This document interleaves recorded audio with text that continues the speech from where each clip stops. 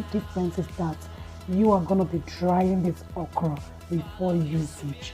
So you get your okra, you wash, and then you slice. You can slice it any shape, or slice it in a way that it will quickly dry for you.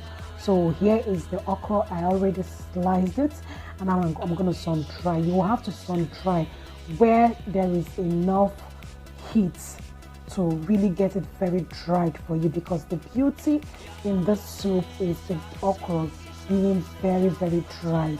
Mine is not even dried enough. This is how it's going to look. Mine is not dried enough because I dried it in the house, inside the house. So you need to use direct sunlight for this. It's going to be dry to the point that when you touch it with your hands, it breaks. So when you now grind it, it forms like a powdery kind of substance, but you have to let it have some chaff in it too. So this is my protein already prepared, and then I just added ground crayfish and ground okra. Okra in English is called the locust bean, or locust bean. Yeah, it's a very tasty and very healthy spice. Now I'm adding some Ghana pepper or black pepper. This pepper is going to make this soup black. If you get this one, is for soup. Now if you don't want your soup to be black, if you want it kind of brighter, you may need to use the atarudo. That's the red pepper, the Scotch bonnet pepper, or any other kind of pepper. So I just added 2 cubes of Maggi. That's the salt. Add the salt, and then I'm also going to add oil. It's like I'm adding everything even before turning on the gas. Yeah, because I had already pre-cooked the proteins. So I just add some water that will be enough for the soup, and I'm going to add oil next. After that, I will cover the pot and allow it to cook for a maximum of 10 minutes. So this is 10 minutes after, as you need to perceive the aroma in my house.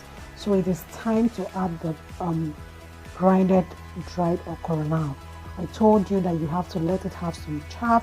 Now this is not very dried. If it was very dried, it will be like a powdered stuff.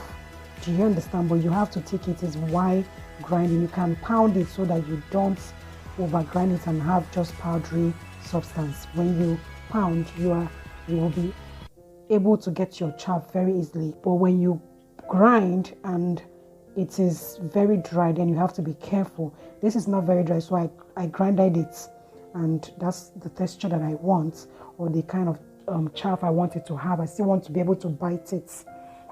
Now what I'm adding now is uziza leaf. You have 2 options. After adding the okra, you can decide to cook for 5 minutes to soften it before adding your leaves. But I decided to add now because the okra eventually will get softer each day as the soup lasts. Yeah, so after the uziza leaf, the next thing I'm adding here is utazi leaf. Now this utazi leaf is optional. To even use ugu leaf, up to you, but do know that whichever one you choose, you're going to get a different taste. It's just like doing away with the black pepper to do with Scotch bonnet. You're going to get a different taste. So this is the soup, guys. Very yummy and very deep. Next thing is that our soup is served.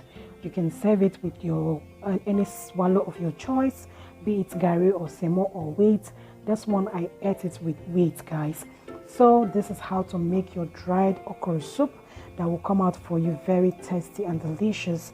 Guys, if you like this video, give it a thumbs up and drop your comment on the comment section for me, and subscribe to this channel if you've not done so. Please try to share my video with your family and friends. See you in my next video. Love you. Bye bye.